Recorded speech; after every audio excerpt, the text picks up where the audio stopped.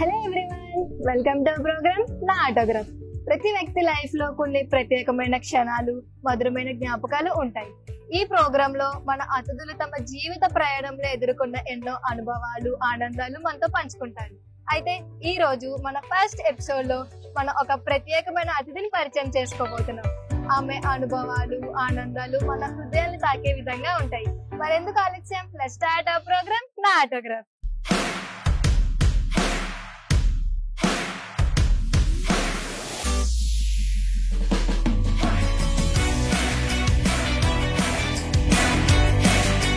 నమస్కారం ma'am, welcome to our show నా autograph. మీరు ఐడియల్ కాలేజ్ రథసారథిగా దాదాపు 50 ఏళ్ల మీ ప్రయాణంలో ఎన్నో అప్ అండ్ డౌన్స్ చూశారు. ఈ రోజు ఒక ధీర వనితగా నిలబడ్డారు మ్యామ్. మా ఛానల్ నా ఆటోగ్రాఫ్ లో మిమ్మల్ని ఇంటర్వ్యూ చేస్తున్నందుకు నాకు చాలా సంతోషంగా, ఇంకా అదృష్టంగా భావిస్తున్నాం. Thank you. Ideal college associate అవడం నాకు కొంత very lively experience and also life experience. Thank you. మీరు ఇండియన్ ఫ్రీడమ్ కి ముందు తర్వాత కూడా ఉన్న మంచి అవగాహన ఉన్న వ్యక్తి మ్యామ్. 1950కి పూర్వం మీ విద్యార్థిగా మీ అనుభవాలు మాతో చెప్తారా మ్యామ్? షూర్. యాక్చువల్లీ 1947 ఆగస్ట్ కదా ఫ్రీడమ్ డేట్. ది యాక్టివిటీస్ 2 సంవత్సరాల మధ్య నుంచి మొదలుపెట్టాయి. ఒకటి formation of our legal system అంటే అడ్మినిస్ట్రేటివ్ సిస్టమ్. వీటికంటే 46-47 సంవత్సరాల్లో ఇంపార్టెంట్గా జరిగింది కాన్స్టిట్యూట్ అసెంబ్లీ ఎన్నుకోవడం. I was in they call 10th class, 9th class in those days. 37. My date of birth is 32, 1932. So, half mature and not half mature. Constitute assembly అంటే ఏంటో teachers చెప్పేవారు కాలేజీలో. ఒక parliament chief minister ఉన్న తర్వాత why should there be a constitution and why should there be a separate assembly for preparation of constitution? దాంట్లో చిన్నపిల్లలందరినీ కూడా about the age of 12 or 13 ఊరంతా పెరాడు. Actually to tell you frankly 2 boards ఉండేవి ఆ రోజుల్లో. 3 type ఆఫ్ మెంటల్ ప్రెషర్స్. ఒకటి, మనం ఏకదేశంగా ఉంటావా ఉండవా, యూనిటరీ విత్ హిందూ ముస్లిం మన అదర్ కమ్యూనిటీస్. దానికి చాలా పెద్ద అలజడి జరిగేది, మీకు తెలుసు. ఆ అలజడిలో పల్లెటూళ్ళు కూడా భాగమయ్యాయి. ఈవెన్ పీపుల్ ఇన్ కాకినాడ వాళ్ళు మనం పాకిస్తాన్ వెళ్ళాలా, కాకినాడలో ఉండాలా, who should be my neighbour అని ఒక బోర్డు. 2, మనకి ఫారెన్ బార్డర్ నుంచి ఇండిపెండెన్స్ వచ్చేస్తుంది, we can be very happy అని 2వ board. 3, anxiety, what is going to happen. ఈ యాంగ్జైటీలో పిల్లలందరూ కూడా నాయకులు ఏం చెప్తే చేసేవాళ్ళం. కాకినాడలో హ్యూజ్ పెరేడ్, అదే 46 మార్చిలో. I was the leader. నేను ముందర జెండా పట్టుకొని వెళ్ళాను అనమాట. That was the previous experience. Afterwards చాలా భాగం గవర్నమెంట్కి వదిలేయడం జరిగింది. ఎడ్యుకేషన్ అయితేనే, రాజకీయం అయితేనే అంతా గవర్నమెంట్కి వదిలేయడం జరిగింది. నెహ్రూ గారే చూసుకుంటారని అనుకునేవాళ్ళం. But after a few years certain things happened even in Nehru's regime, eye openers. మనం కూడా పార్టిసిపేట్ చేస్తేనే కానీ లాభం లేదు అనే ఫీలింగ్ వచ్చింది. ఆ ఫీలింగ్ నాయకులకి వచ్చింది, ప్రజలకి వచ్చింది. ఫర్ ఎగ్జాంపుల్ ఆర్మీలో డిఫరెన్సెస్. ఆర్మీలో state army, inter state armies, ఒక్కొక్క రాష్ట్రం పేరిట ఒక్కొక్క బెటాలియన్ రావడం. Can this be a united army? That was the question. అప్పుడు సెంట్రల్ గవర్నమెంట్ యూత్ కూడా మనం ఇలాంటి ఆర్గనైజేషన్స్ పెడదాము అని ఎన్సిసి, ఎన్ఎస్ఎస్ పెట్టారు. NSS started with the basis of scouts. NCC with auxiliary cadet corps. Now it is the National Cadet Corps. Auxiliary Cadet Corps. Auxiliary Cadet Corps started from the schools onwards. A school, నేను ఒక క్యాడెట్ని. Later when I became a teacher, I was sent to 2 months rigorous training as auxiliary cadet commander. So this was such an experience. Even before talking about any politics, అంత రాజకీయాలకి లేకుండా మాట్లాడుకోవాలి అంటే సమాజం ఏ ప్రకారంగా ఉంది, కులాలు పోవాలి, మతాలు పోవాలి.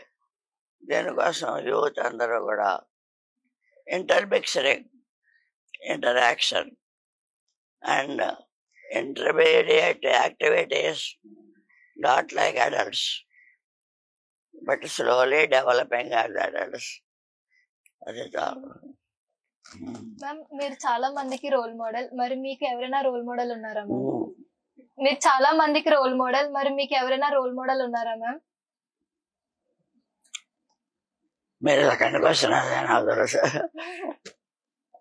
I don't agree if anybody says that I am a role model.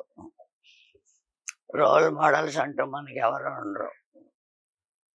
యాక్చువల్గా మనమే role models. What is perfection? Excellent అని కానీ పెర్ఫెక్ట్ అని కానీ సులువుగా అనేస్తుంటాం కదా. Excellence is competing with our own self.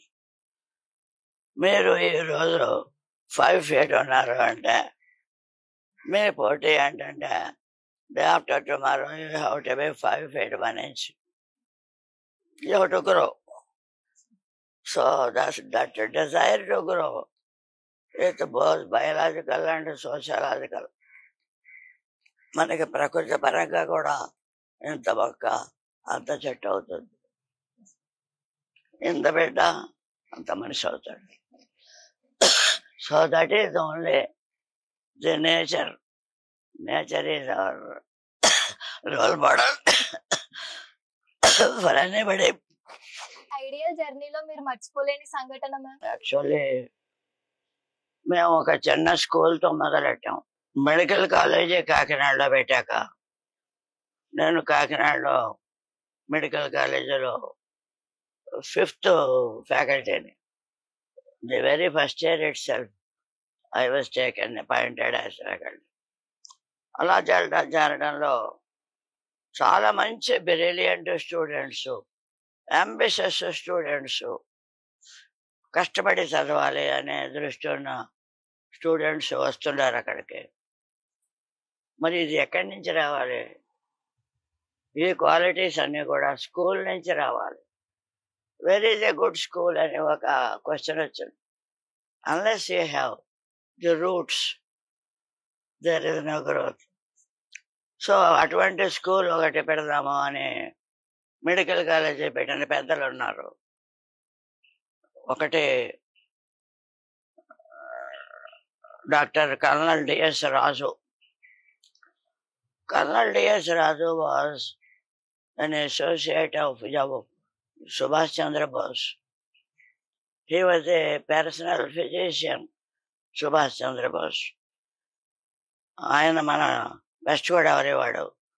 West Godavari నుంచి సుభాష్ చంద్రబోస్ తోటి జపాన్ అక్కడికి వెళ్ళిపోయాడు. He was with him for all the conflicts. ఆయన వెనక్కి వచ్చి ఆయన ఇటువంటి స్కూళ్ళు కాలేజీలో పెట్టాలనుకున్నప్పుడు మన కాకినాడలో రంగరాయ మెడికల్ కాలేజ్ పెట్టారు. రంగరాయ మెడికల్ కాలేజ్ పెట్టి మా లాంటి వాళ్ళని రిక్రూట్ చేశారు.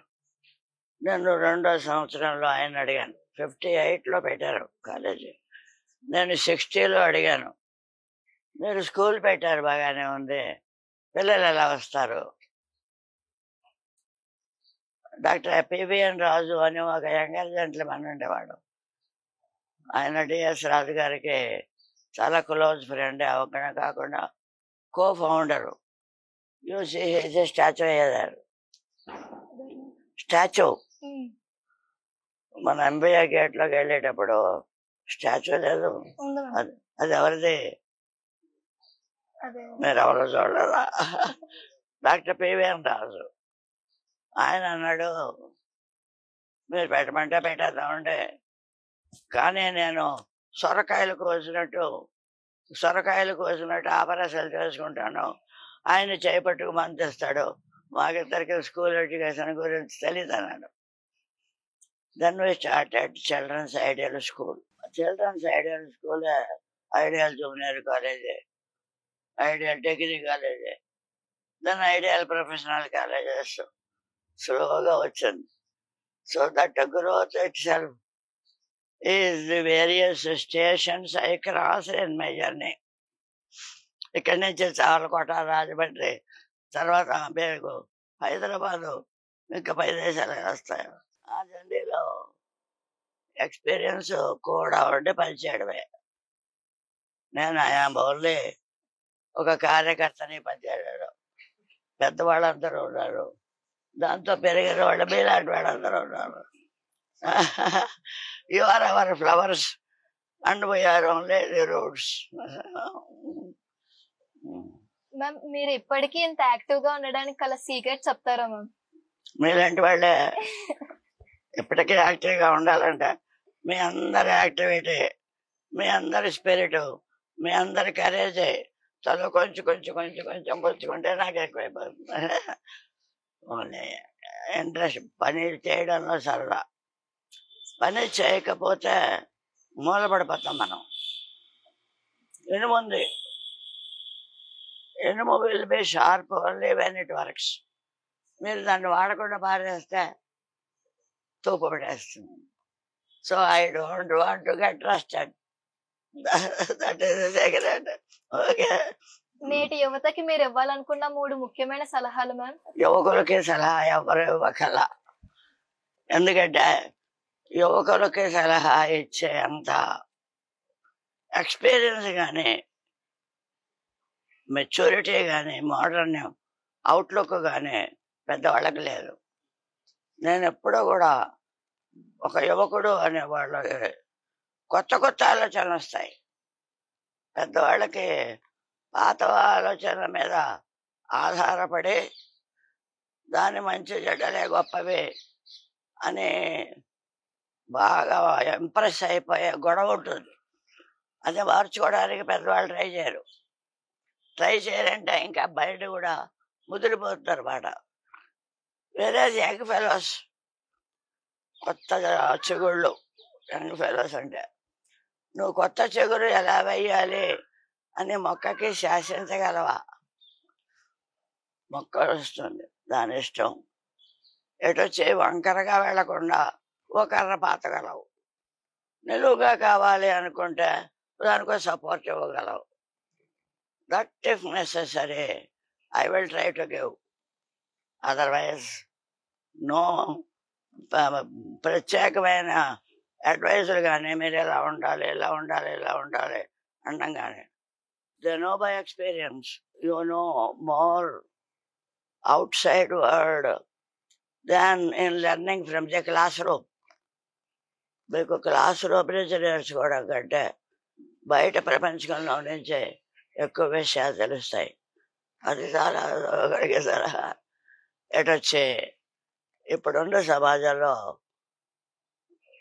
అన్ని ఆపర్చునిటీస్ కూడా మనిషి సహజమైన ప్రకృతి నుంచి పక్కకి మళ్ళడానికి కానీ, ఇర్రెగ్యులర్గా వెళ్ళడానికి కానీ ఎక్కువ అవకాశాలు ఉన్నాయి. ఆ అవకాశాలని సెలెక్ట్ చేసుకునే ఇంటలెక్ట్ని మనం నెమ్మదిగా పట్టుకోవాలి. జాగ్రత్తగా ఏది మంచి ఏది చెడ్డ. భారతంలో ఒక మంచి పద్యం ఉంది. భారతంలో పిల్లలకి చదువు చెప్పడానికి గురుకులానికి పంపించడం అనే పద్ధతి ఉండేది. హిరణ్యకశిపుడు వాడి కొడుకు ప్రహ్లాదుడు తను చెప్పిన మాట వింటలేదు. తను చెప్పిన మాట అంటే వాళ్ళైనే వింటలేదు తన కొడుకు అని ఒక గురువుని పిలిచాడు. గురువుని పిలిచి వాడితో ఒక మాట అన్నాడు.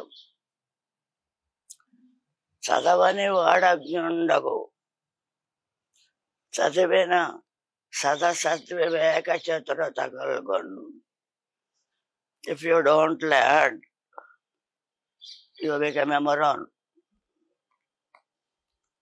If you learn, you can understand the ways and means of differentiating good and bad.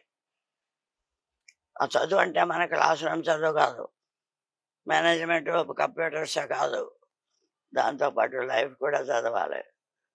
అటువంటి డిఫరెన్షియేషన్ జాగ్రత్తగా చేసుకుంటూ, పెద్దల సలహా తీసుకుంటూ, కుటుంబం యొక్క గౌరవం మనసులో పెట్టుకొని, ఎందుకంటే అది వీడి కుదురు, కుటుంబం అనేది వీడి స్థావరం.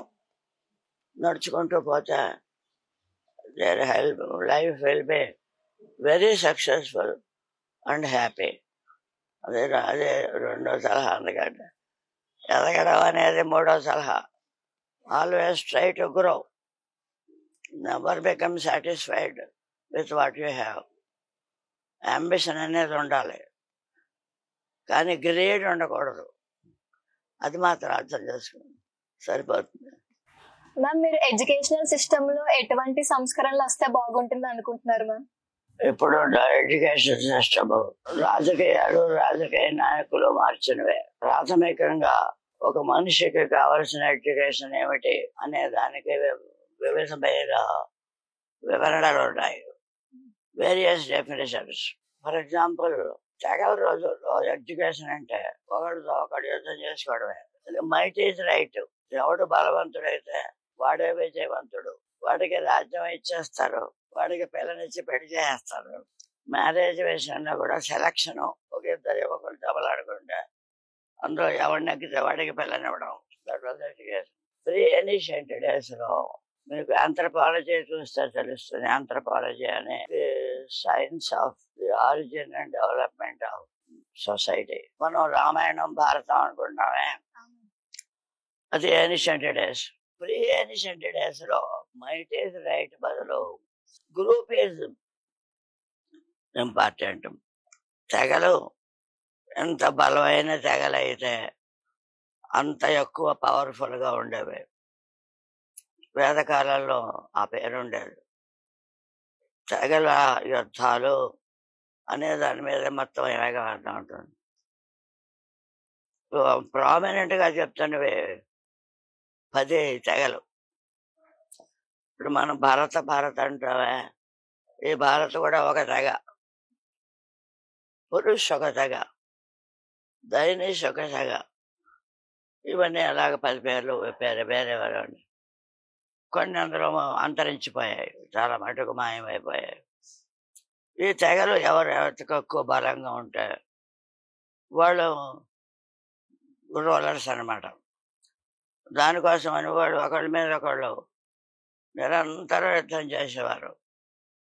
The only main activity of the tribes is fight. So అది పిల్లలకి నేర్పడం అప్పుడు తగం. దెన్ మిడిల్ ఏజెస్ కంటే మొదలు వచ్చిన ancient ages, ancient Indian history అయినా, ఏన్షియంట్ గ్రీక్ హిస్టరీ అయినా, ఏ ఇతర దేశాల్లో బాబిలోనియన్ హిస్టరీ అయినా, ఏన్షియంట్ డేస్లో లాంగ్వేజ్ వచ్చింది, స్క్రిప్ట్ వచ్చింది, మనం లిపి అంటామే, ఆ స్క్రిప్ట్ వచ్చింది, కొంత మోడరైజేషన్ వచ్చింది. దాంతోపాటు బాణాలతోటి యుద్ధంలో మళ్ళీ కొత్త కొత్త రకాలు కనుక్కోవడం వచ్చు బాణాలోనే. పూర్వంలో శస్త్రం ఉపయోగించినప్పుడు క్రూడ్గా ఉపయోగించేవారు. అది భారత యుద్ధంలో కనబడుతున్నాయి. భారత యుద్ధంలో మొట్టమొదటి రాజపుత్రుల గురువు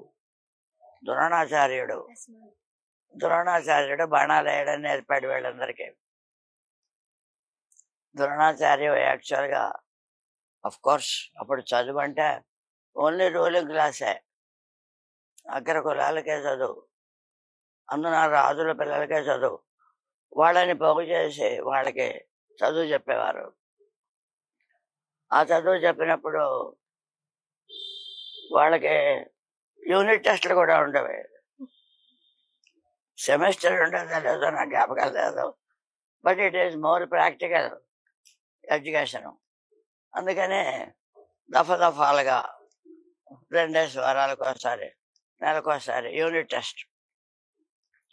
ఆ యూనిట్ టెస్ట్లో ఈ ద్రోణాచార్యుడు కౌరవుల్ని పాండవుల్ని అడవిలోకి తీసుకెళ్ళి అక్కడ బాణాలు వేయడం నేర్పేవాడు. ఇఫ్ యు ఆర్ ఇంట్రెస్టెడ్, మీకు టైం కూడా ఉంటే భారతంలో ఒక కథ చెప్తాను మీకు. ఇలాగా కౌరవుల్ని పాండవుల్ని అడవికి తీసుకెళ్ళాడు. తీసుకెళ్ళి ఆ గురువు ఏం చేశాడు, ఇప్పుడు మీకు టెస్ట్ పెడతాము, ఇందులో ఫస్ట్ సెకండ్ ర్యాంకు థర్డ్ ఇస్తాను అని చెప్పి టెస్ట్ పెట్టాడు. ముందర ధర్మరాజుని పిలిచాడు. బాబు, మీకు ఆ చెట్టు కనబడుతుందా అని అడిగాట. కనబడుతుంది సార్. చెట్టు కొమ్మలు ఉన్నాయి కనబడుతుందా? కనబడుతున్నాయి సార్. కొమ్మల మధ్యన రెమ్మలు ఉన్నాయి కనబడుతున్నాయా అని అడిగాడు. కనబడుతున్నాయి సార్. మరి అక్కడ ఒక పెట్టుందో బాణం వేస్తావా అని వేస్తే ఓ బాణం వేశాడు ధర్మరాజు. ఆ బాణం ఎక్కడికో పోయాడు. దేవుణ్ణి పిలిచాడు. మాస్టర్ మీరు చెప్పేశారు కదా, చెట్టు ఉంది, పెట్టు ఉంది, అన్నీ ఉన్నాయి, బాణం వేస్తానని అన్నాడు. వేయన్నాడు. ఆ బాణం నేలమే పోయాడు. అప్పుడు అర్జునుడు వచ్చాడు. అర్జునుడు అడిగాడు, పెట్ట కనబడుతోందా అని అడిగాడు. కనబట్టలేదని. పెట్ట కండు కనబడుతోందా అని అడిగాడు. కనబడుతుంది. చెట్టు లేదు, మొక్క లేదు, ఆకులు లేవు, కొమ్మలు లేవు, వీడికి కనపడింది ఏంటి? ఓన్లీ పెట్ట కన్ను. So that is our real target. ఈ కథ చెప్పడానికి అడు కండుమే కొట్టాడో రెక్కమే కొట్టాడో మనకు అవసరం లేదు. దృష్టి ఏ రకంగా కేంద్రీకరించాలి, అలా లక్ష్య సాధన కావాలి అంటే అలా చేయగలిగిన వాడే ఉత్తమమైన విద్యార్థి. ఈ ఎడ్యుకేషన్ ఇవన్నీ అయిన తర్వాత మనకి ఏ దేశానికి ఎడ్యుకేషన్ ఉంటే ఆ దేశం ఎడ్యుకేషన్. ఇటలీకి ఇటలీ సిస్టమ్ వేరు, బ్రిటిష్ వాళ్ళ సిస్టమ్ వేరు. మనకేముంది? మనకి ఓన్లీ అగ్ర కులాల వాళ్ళకి వేదాలు, ఉపనిషత్తులు అవి నేర్పడమే. ఆ పీరియడ్ అలాంటిది. సంస్కృతం మాత్రమే నేర్చుకోవాల్సిన వస్తువు. సంస్కృతం కూడా చాలా పెద్ద కులాలు వాళ్ళే నేర్చుకోవాలి, మగవాళ్ళే నేర్చుకోవాలి, ఆడవాళ్ళు నేర్చుకోవడానికి వెళ్ళలేదు. ఆడవాకే చదవక్కర్లేదు, వాళ్ళకే నేర్పాలి. వీళ్ళు కూడా మళ్ళీ నెక్స్ట్ జనరేషను వాళ్ళకే నేర్పాలి. అందులో ఉన్న విషయాలు కూడా హిందూ సమాజం ఏ రకంగా ఉందో, ఏ రకంగా పాలించబడుతుందో, పెద్ద కులాలు వాళ్ళు ఏ పని చేయాలి, చిన్న కులాలు వాళ్ళు ఏ పని చేయాలి, ఏ కులము లేని వాళ్ళు అందరి పనులు చేయాలి, అన్ని జాగ్రత్తలు చేయాలి. This was the type of system. For example mathematics ఉంది. మ్యాథమెటిక్స్ ఏ కులం వాళ్ళకే చెప్పలేదు. ఓన్లీ ఫ్యూ ఋషీస్ వేదకాల పురుషులు 2 3, అందులో ఒక ఆవిడ తిరగబడింది. యాక్చువల్గా వేదకాలంలో చదువుకున్న వాళ్ళు 2 ఆడాళ్ళ పేర్లు వస్తాయి మనకి, మైత్రి, గార్గేయి. వీళ్ళు ఎడ్యుకేషనే కాకుండా వేద శ్లోకాలు, అందులో ఉన్న ఫిలాసఫీ, అవన్నీ కూడా చర్చనీయ అంశాలన్నీ కూడా నేర్చుకున్నారు. వాళ్ళ పేర్లు అలా ఉంటుండగా మ్యాథమెటిక్స్లో గొప్ప పండితురాలైన ఆ కాలం ఆవిడ పేరు ఏమిటి? లీలావతి. లీలావతి గణితము అనేది మనకి ప్రాథమికం. ఆవిడ మ్యాథమెటిక్స్ నేర్చుకుంది. ఇంకా ఆవిడతో అవన్నీ నేర్పడం మానేశాను, రాకూడదన్నారు. ఈ system, this is rather truncated ముక్కలు. ఈ ముక్కకి అంటు తోమడం నేర్పాలి, ఈ ముక్కకి బట్టలు నేయడం నేర్పాలి, ఈ ముక్కకి బట్టలు ఉతకడం నేర్పాలి. అంటు తోమడం అందరూ ఆడాళ్ళు, బట్టలు ఉతికే వాళ్ళందరూ తాగలాళ్ళు, వాళ్ళు ఇంకో పని చేయరు. ఇలాంటి ట్రంకేటెడ్ సిస్టమ్. ఈ education is not a structured system. అంటే ఒక స్కూలు అందులో నేర్పడం కాదు, కులాల వారీగా వచ్చిన ఎడ్యుకేషన్. తండ్రి కార్పెంటర్ అయితే కొడుకు కార్పెంటరు, కొడుకు నేతగాడవడం, సాలిగాడవడం, వాడికి ఇంట్రెస్ట్ ఉన్నా సరే వెళ్ళి తెలిసినట్టు కార్పెంటర్. ఈ సిస్టమ్ ఫర్ లాంగ్ టైం బయట పెట్టాం. చాలా రోజులు, దగ్గర దగ్గర 7-8 శతాబ్దాలు నడిచింది. ఇది తగ్గడం అనేది, కులాల వర్గీకరణ తగ్గడం అనేది బౌద్ధ మతంలో వచ్చాక తగ్గింది. బౌద్ధ మతం, హిందూ మతం, వైష్ణవ మతం లేదా వైదిక మతం అంటాం, ఇది ఉన్న నాళ్ళు పాత ఎడ్యుకేషన్. ఎప్పుడైతే మన దేశం మీదకి బ్రిటిష్ వాళ్ళు, అరబ్బులు వాళ్ళు వచ్చారో, వాళ్ళు వాళ్ళ ఎడ్యుకేషన్ మొదలెట్టారు. అంతవరకు హైందవులు రూలర్స్, వీళ్ళ ఎడ్యుకేషన్ మొదలెట్టారు. వీళ్ళ ఎడ్యుకేషన్ మొదలెట్టి వీళ్ళ పవిత్ర గ్రంథాలన్నీ పట్టుకొచ్చారు, అవి నేర్పడం మొదలెట్టారు. యాక్చువల్గా 1856 ఆ సంవత్సరం ప్రాంతంలో ఇండియా మోడర్నైజ్ అవ్వాలి. మోడర్న్ ఇండియాని మనం పరిపాలిస్తే మనకి ఎక్కువ కంఫర్టబుల్, కన్వీనియంట్ కూడా అని లార్డ్ మెకాలే ఫెయిల్ అయ్యే this English type of education. English type of ఎడ్యుకేషన్లో ఏం చేశాడంటే, దానికి మెయిన్గా మ్యాన్ సొసైటీలో ఎదగడం. మీరు కార్పెంటరీ చేయండి, కొండలుగా కొమ్మరి పని చేయండి, నేత చేయండి, ఏ రకమైన బిల్డింగ్ కట్టండి, ఏ రకమైన యాక్టివిటీలోనైనా సైన్స్ లేకుండా పోయిందా? Is there not physics? Is there not chemistry, ఎలైస్? Is there not mathematics?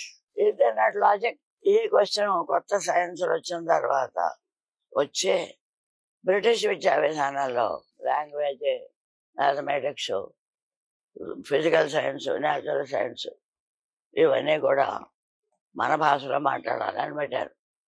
English నాటికి 1946 నాటికి మన భాష అంటే ఇంగ్లీషే, అది కూడా చాలా తక్కువ మంది ఆ విధానం వచ్చింది. ఇప్పుడు మన జనరల్ రూల్స్లో ఏం జరుగుతుందంటే, కమ్యూనిటీలో ఏది ఏ యాక్టివిటీ ఎక్కువ డిమాండ్లో ఉంటే అదే పట్టుకొచ్చి పెట్టడం. ఫర్ ఎగ్జాంపుల్, ట్రేడ్ డిమాండ్ 1911 నుంచి వచ్చింది. Inter state trade, international trade, ఈ వ్యాపార సూత్రాలన్నీ ఒక వర్గం చేతిలోనే ఉండేవి.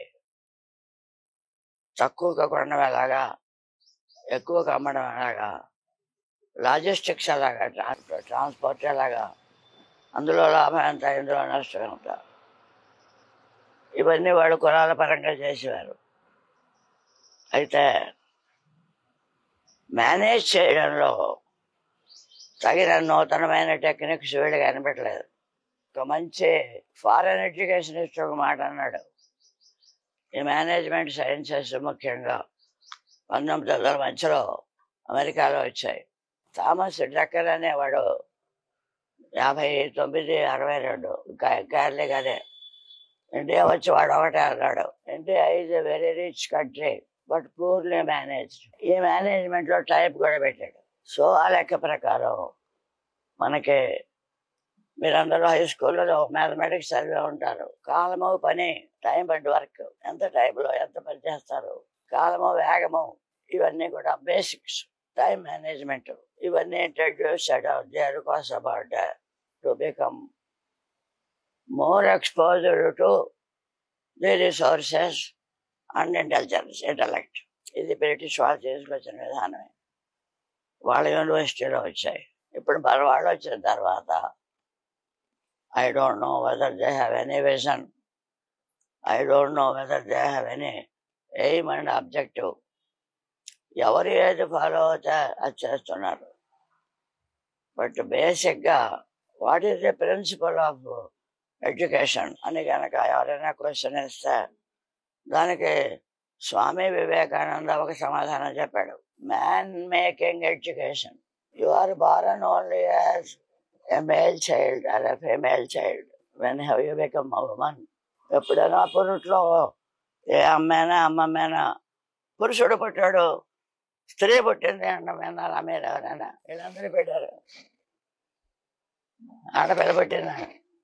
తెలుగులో అయితే ఆడపిల్ల పుట్టింది, డాక్టర్ అయితే female child. When have you become a man. ఇప్పుడు మీ క్వశ్చన్లో కూడా ఒకటి ఉంది, women power.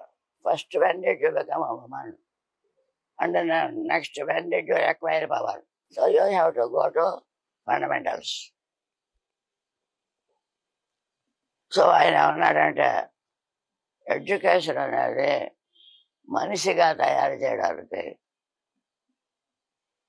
so the original thinking of any person before Vivekananda or after Vivekananda is to become a man. వాడు ఒక 5 ఏళ్ల పిల్లాడైనప్పటికీ కూడా ఒక మనిషిగా అవుదా ఉంటాడు. వాడు ఒక మనిషిగా బతుకుడు. వాడిని మనిషిగా చేయడానికి తగ్గ కన్వీనియంట్ మెథడ్స్ అన్నీ కూడా కన్వీనియంట్ ఎందుకుంటారంటే ఏజ్ వైజ్ మెథడ్స్. ఏడాది పిల్లాడికి అమ్మ చెప్తుంది, 5 ఏళ్ల పిల్లలకి స్కూల్ చెప్తుంది, 10 ఏళ్ల పిల్లలకి తండ్రి చెప్తాడు, 14 ఏళ్ల పిల్లలకి గురువు చెప్తాడు. ఈ చెప్పడంలో ఈ సిస్టంలో the role of the society ఎక్కువ. సో గ్రూపులో బతకడం, టీంలో ఎదగడం, మీరు మీ బీబీఎంలో అంటారు team work. Nothing is an individual work. Civilisations also change team wise.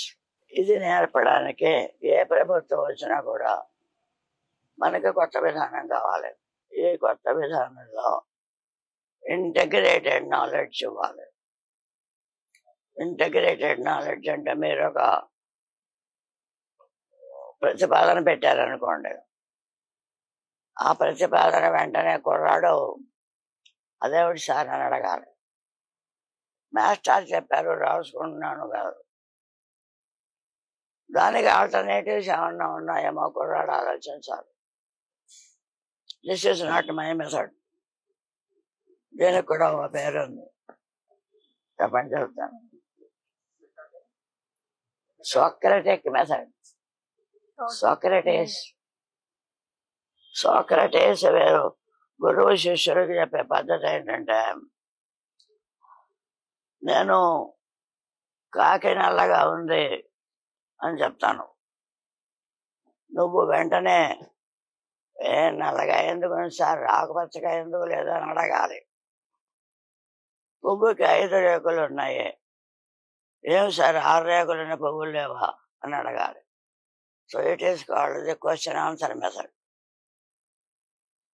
A teacher should follow the system of eliciting. కాకి నల్లగా ఎందుకు ఉందని నేను అంటున్నారు, నువ్వు వెంటనే ఒప్పుకోకు. ఎందుకు నల్లగా ఉందో ఆలోచించు. పువ్వుకి ఎందుకు ఇలా ఉందో ఆలోచించు. అలాగే సోషల్ కండిషన్స్ కూడా క్వశ్చన్ చేయి. సో దట్ ఇంటరాగేషన్ అనేది టీచర్కి ఒకటికే కాదు, స్టూడెంట్కి రావాలి. రెండు కొత్త ఎడ్యుకేషన్ సిస్టంలో ఇంటరాక్షన్ ఒక యూనిట్ మనం తీసుకున్నాము. ఆ యూనిట్లో ఉన్న సిలబస్ కంటెంట్ వాడికి చెప్పాము. చెప్పిన తర్వాత వాడిని మళ్ళీ చెప్పన్నారు. Let the student become a teacher for a while. వాడు టీచ్ చేయాలి. మీరు మాట్లాడితే నోరెత్తడవడు, అన్ని వింటాడు. వాడిని మాట్లాడమనండి స్టేజ్ మీద. కూర్చొని కుర్రాళ్ళందరూ క్వశ్చన్ ఇస్తారు. కూర్చొని కుర్రాళ్ళందరూ అదేంట్రా ఇదేంట్రా అంటాడు. So that kind of feeling of alienation, master వేరు మనం వేరు అన్న ఎలినేషన్ ఉంది, పరాయీకరణ, అది పోవాలి, మిక్స్ అయిపోవాలి. So action should be done in a joint venture అని ఇంటరాక్షన్ మెథడ్ అన్నాడు. 3 పెర్స్పెక్టివ్. పర్సెప్షన్ అనేది ఉంది, అది మనకి చెప్తే రాదు. వాడు చదువుకుంటే కొంచెం వస్తుంది. But when he goes to the field వాడికి ఎక్కువ వస్తుంది. ప్రాక్టికల్ చేయడం, ఫీల్డ్ విజిట్స్ చేయడం, what is happening on this subject out side my college campus అనేది చూడడం. దానివల్ల వాడికి ఎక్కువ నాలెడ్జ్. ఈ రకంగా కొన్ని థియరీలు చెప్తారు. This is what is called scientific way of teaching. Corporate way of teaching, corporate వేలో నాకు కావాల్సింది ఏదనే చెప్తున్నాను, నువ్వు అది నేర్చుకో, అది నేర్చుకుని అందులో టాపర్ అవు. అది బ్రిటిష్ వాడు మనకు తీసుకొచ్చారు. నీకు కావాల్సింది ఏమిటి అనేది ఎప్పుడు అడగదు. బాటనీ చెప్తుంటే వాడికి ఫిజిక్స్లో అనుమానం వస్తుంది, ఫిజిక్స్ చెప్తుంటే అగ్రికల్చర్లో అనుమానం వస్తుంది. వాడు సమాధానం ఎవరు చేస్తారు? Because it is a growing vibrating brain. So అది సాటిస్ఫై చేయాలి అంటేనే కానీ వాడు తనకు కావలసిన మనిషిగా అవడం. గర్ల్ ఒక ఉమెన్ పవర్ గా మారడానికి మీరు ఇచ్చే 3 ముఖ్యమైన సలహాలు మ్యామ్. ఇప్పుడు మనం విమెన్ గురించి మాట్లాడుకుంటున్నప్పుడు 3 తరహాల విమెన్ గురించి మాట్లాడుకుంటాం. 3 తరహాలు అభి సమాజంలో ఇక్కడే కాదు అన్ని చోట్ల ఉన్నాయి. 3 లేయర్స్ అనుకోండి పోనీ, 3 లేయర్స్. ఒకటో layer fully empowered, fully knowledgeable, fully resourceful, డబ్బులు ఉన్నవాడు, and Born in high society. వీళ్ళని మనం సాధారణంగా ఏమన్నా ఉంటే అప్పర్ క్లాస్ వాళ్ళు. అప్పర్ క్లాస్ వాళ్ళకి ఆల్రెడీ చాలా ఫిక్స్డ్ మైండ్ సెట్స్ ఉంటాయి. ఫిక్స్డ్ మైండ్ సెట్ ఎవరు ఏం చెప్పినా పాప వాడు చెప్తుంటారులే, వాళ్ళు కూడా వాళ్ళది, మార్చుకోవలసిన అవసరము లేదు వాళ్ళకి. ఇంకా ఎక్కువ పవర్ సంపాదించుకోవాల్సిన అవసరం లేదు. ఒక ఇంట్లో మ్యాను బొమ్మలు ఉన్నారు అనుకోండి, మన ఇండియాలోనే ఉన్నారు, చాలా పవర్ఫుల్ ఎంటర్‌ప్రెన్యూర్స్ ఉన్నారు. ఈ అంబానీలు వెళ్ళడాలో చాలా పెద్ద పవర్ఫుల్ ఇంటెలిజెంట్ వాళ్ళు ఉన్నారు. They acquired power through their resources, their birth and their social position. మధ్యక తరగతి వాళ్ళు ఉన్నారు, middle class. Middle class is again in two shapes. One is upper middle class, రెండోది లోవర్ మిడిల్ క్లాస్. మీరేమనుకోకపోతే మనందరం lower middle class వాళ్ళం. We are not upper middle class. Upper middle class అంటే పెద్ద కులాల్లో పుట్టిన వాళ్ళు, లేదు ఎక్కువ భూములు సంపాదనతో హెరిడిటరీగా వంశపార్యపరంగా డబ్బు తెచ్చుకున్న వాళ్ళు, పేరు తెచ్చుకున్న వాళ్ళు, మంచి ఉద్యోగస్తులు, ల్యాక్స్ సంపాదించే ఉద్యోగస్తులు, చదువుకున్నవాడు. లోవర్ మిడిల్ క్లాస్ వాళ్ళు ఉన్నాం. We're aspiring people. మనం పెద్దవాడు అవ్వాలి. ఏ రకంగా పెద్దవాడు అవ్వాలి? They imitate upper middle class. Upper middle class imitates super heroes. Upper class ఇప్పుడు ఈ ఇమిటేషన్లో ఏం జరుగుతుందంటే, నీకు ఎంత కావాలి, నువ్వు ఎంత చెడ్డావు, నీ సంపాదన ఎంతమందిని పోషిస్తుంది, అంత నీకు ఇచ్చేసారు అనుకో, సరిపోతుందా? చాలదు. ఎందుకు చాలదు? If you are able to eat half kg of rice, even if I give you a grain more, can you eat? ఒక గుప్పిడి బియ్యం అన్నది తినగలరు మీరు. దాని మీద ఇంకొంచెం ఇంకొక గుప్పిడి వేస్తాను అంటే తినలేరు. కానీ ఏం చేసుకుంటారు దాన్ని? To use it for other ends, వేరే రకాలుగా ఖర్చు పెట్టుకోవడం కోసం, సరదాగా పెట్టుకోవడం కోసం. దానికోసం they try to learn ways and means to secure more and more money.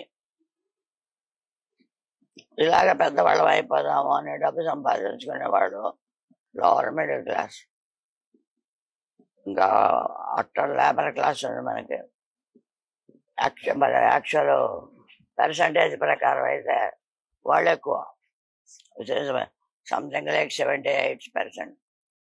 కార్మికులు, పొలాల్లోకి పోయేవాళ్ళు, ఇళ్లలోకి పోయేవాళ్ళు, పనిచేసుకు బతికేవాళ్ళు, వీళ్ళందరూ ఉన్నారు కదా. వీళ్ళ సంఖ్య ఎక్కువ, మిగతా వాళ్ళ సంఖ్య తక్కువ. వాళ్ళ బతుకులు మాట్లాడాడు. వాళ్ళు చావలేరు, బతకలేరు, మధ్యలో ఉంటారు.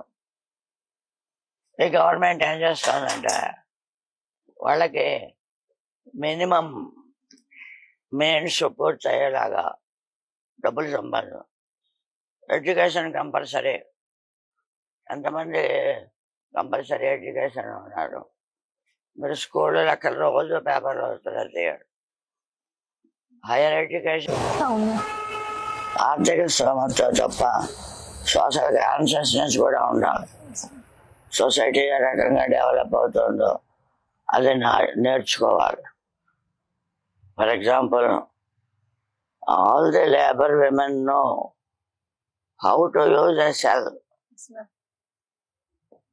స్మార్ట్ ఫోన్స్ కూడా బాగా ఉపయోగిస్తారు, కానీ కాకినాడ పేరు రాయలేరు, వాళ్ళ పిల్లల పేర్లు రాయలేరు. So where is the imbalance in teaching them? So for education, for self reliance, for self supporting, వీటన్నిటికీ కూడా విమెన్కి మొట్టమొదట మనం విత్డ్రా చేయవలసింది సెల్ఫ్ పిటీ. నేను ఆడదాన్ని, నేనేం చేయగలను, అంతే కదా రెగ్యులర్ ఫీలింగ్. మనం ఎంత పెద్దవాళ్ళమైనా ఇంట్లో వాళ్ళే ఏడు ఆడవాళ్ళు రాత్రి 8 గంటలుగా తిరుగుతున్నారు అంటే భయపడతాం. మగాడైతే మీరేమనుకోవద్దు, నేను మగాడిని, నేను ఎక్కడ తిరిగితే నీకెందుకు అని అడుగుతారు. అలాగే రెబెల్గానే ఉండాలంటలేదు నేను. సొసైటీ యొక్క రెస్పెక్ట్ ఉంటూనే, సొసైటీని అర్థం చేసుకుంటూనే, ఏం పని ఆలస్యంగా వస్తే నీకేమిటి, నా ప్రొటెక్షన్ గురించి భయపడుతున్నారు మీరు. నన్ను ప్రొటెక్ట్ చేసే సొసైటీ కావాలని అడగండి. ముద్దర మన ఇంట్లో నాకేదైనా జరిగేదనుకోండి, లేటుగా పెడితే మన ఇంట్లో వాళ్ళు తిట్టేస్తారు. ఈ పక్క వాళ్ళేమో ఆవిడే శోచనడు జరుగుతుంది, మరి అలా ఏమవుతుంది, ఇలాగ అనేస్తారు. మొత్తం సొసైటీ అంతా కలిపి ఆవిడకి ఏమిట్లా పొగరాయిలా జరుగుతుంది అంటారు. సో ఈ రకమైన కామెంట్స్కి విశ్రాచార్య society has to learn how to respect women, how to protect women, how to educate women. Women also must learn to educate themselves, to organize themselves, and also to agitate. యుద్ధం చేయ తప్పదు. Then they will be getting equal powers along with men. Question of equality should not be misunderstood. మనం మగాడు ఆడ సమానమే అని లూజ్గా అనడంలో ఈ సమానాల్లో వేరే రకాలు ఉంటాయి. ఫిజికల్గా బయలాజికల్గా కొంత ప్రొటెక్షన్ అవసరం, సోషల్గా కొంత ప్రొటెక్షన్ ఇప్పుడున్న సమాజ పరిస్థితుల్లో అవసరం. కానీ సొసైటీ మీద కొంత తిరుగుబాటు చేయడం ఆడదానికి తప్పదు. ఈ భూమి మీద మిమ్మల్ని భయపెట్టే విషయం ఏదైనా ఉన్నాయా ma'am? There is only one thing: greed, individual greed. So political greed, and then the money power. దానికోసమే వాళ్ళు జరుగుతున్నది. మన పర్యావరణాన్ని మనం నాశనం చేసేస్తున్నాం. మ్యాన్ యొక్క ఎగ్జిస్టెన్స్ అయిపోతుంది. మ్యాన్ అర్థాగల్లో బతుకుతున్నాడు. ఒక వర్కర్ కనుక ఫుల్గా వర్క్ చేయగలిగితే ఆయనకి ఎర్నింగ్ కెపాసిటీ ఎంతో మన డిగ్రీలు పెట్టి పని చేయొచ్చు. ఆర్వైపేయింగ్ ఇట్. మీ కార్పొరేట్లో అయితే వాళ్ళ పే చేస్తారు, కామన్ ఏరియాలో అయితే పే చేస్తారు, ఇండస్ట్రీలో వాళ్ళ పే చేస్తారు, నా ఇంట్లో పని చేయించుకుంటే వాళ్ళ పే చేస్తాను. సో వాడు తప్పనిసరిగా గవర్నమెంట్ సబ్సిడీస్ మీద ఆధారపడి ఫుల్గా బతకవలసిన వాడు సగం సగం బతుకుతున్నాడు. ఈ సగం సగం డబ్బులన్నీ ఏమైపోతున్నాయి. గవర్నమెంట్ రూల్స్ ప్రకారం పేమెంట్ జరిగితే వీడికి వర్కర్స్కి పంచిపెట్టడంతో సరిపోతుంది. వీడు చేసిన పని అంతా వీడికి కూడా పంచిపెట్టాల్సి వస్తే that is what was called once socialism. నీకు కావాల్సినంత నువ్వు చేసుకుని మిగతా అది పంచిపెట్టు. అది కూడా అలాగన్నాడు. అలాగన్నప్పుడు మిగతాది పంచిపెట్టేస్తే ఈ మిగులు అనేది ఉండదు. ఈ మిగులు ఇప్పుడు ఎవరికి వెళ్తుంది? మొనోపలి వాళ్ళకి వెళ్తాం. తరచు పేపర్లలో మనం చూస్తాం. ఒక చిన్న పని ఇక్కడ ఎలక్ట్రిసిటీ గురించి మాట్లాడితే నిన్న మొన్న పేపర్ చూడండి. ఈ ఎలక్ట్రిసిటీలో ఈ వెసులుబాటు ఈ పర్టికులర్ నియోజకవర్గంలో ఎందుకు ఇస్తున్నారు అంటే అదాని అంబానీకి రాబడి పెంచడం కోసం. అలా పెంచినప్పుడు నీకు నీకు 15,000 జీతం ఇస్తున్నావు అనుకో. యాక్చువల్గా government calculation is taken into consideration. Government లెక్కల ప్రకారం అయితే 50,000 ఇవ్వాలి, మినిమం స్కేల్ ఇవ్వాలి. ఇవ్వకుండా మేనేజ్మెంట్ తినేస్తుందా, గవర్నమెంట్ తినేస్తుందా, లేకపోతే మొత్తం సొసైటీ అంతా కొనుగోలు అమ్మడాలు ఈ అన్నింటిలోనూ పెట్టేసుకుని ఒక పర్టికులర్ వ్యక్తికి లాభం చేస్తున్నారా అనేది క్యాపిటల్లో ఉంది. సో మనం క్యాపిటలిజం గురించి సోషలిజం గురించి మాట్లాడితే మొదలు వస్తాయి. కానీ థియరీ అదే. నేను ఒక ఇండస్ట్రీ పెట్టి ₹1,00,000 సంపాదిస్తే ఈ 1,00,000 పనిచేసే వాళ్ళందరూ పంచుకుంటే నాకు కావాల్సింది నేను చేసుకుంటే సరిపోదు. ఇప్పుడు ఆ రకమైన సిస్టమ్స్ ఎడవకుండా స్టేట్స్కి కంట్రీస్కి అన్నిటికీ కూడా అత్యాశ పెరిగిపోయింది. అత్యాశ పెరిగిపోవడం వల్ల ఇండివిజువల్స్తో సహా టాప్ వెళ్ళిపోతున్నారు. గ్రేడ్, ఆ గ్రేడ్ ఏ లెవెల్కి వెళ్తుందంటే it will even annihilate earth. భూమిని కూడా కబళం చేసే శక్తి ఈ అత్యాశకు ఉంది. దాన్ని చూస్తూనే భయం. కానీ అది తీయడానికి ప్రస్తుత పరిస్థితుల్లో ఏమీ అనుకూలంగా లేవు. సఫర్ అవుతూ కొన్ని రోజులు పోవడమే. కొత్త ఆవిష్కరణలు ఏమంటే వీలైన వాళ్ళు చేయాలి. The new generation must find out new ways. Old communism is no more there. Old socialism is no more there. Old type of capitalism also is no more there. That capitalism was called liberal capitalism. ఆ రోజుల్లో ఒక భూస్వామికి ఒక 50 ఆవులు ఉంటే వాడు 4 ఆవుల్ని ఊళ్ళో చంటి పిల్లలకి తాగడానికి పంచిపెట్టేవాడు. 10 బస్తాలు ఇంటికి వస్తే అరుగు మీద బస్తా బియ్యం పంచిపెట్టేసేవాడు. So that is liberal. Now every penny is collected and it goes to one place. అలాంటి మొనోపలిజం వచ్చింది. అది చాలా భయంకరమైన విషయం. Because the future of mankind. ఇప్పుడు నేను మాట్లాడే యంగ్స్టర్స్ కానీ స్టూడెంట్స్ కానీ వీళ్ళందరినీ దెబ్బతినేది. So grade is my threat.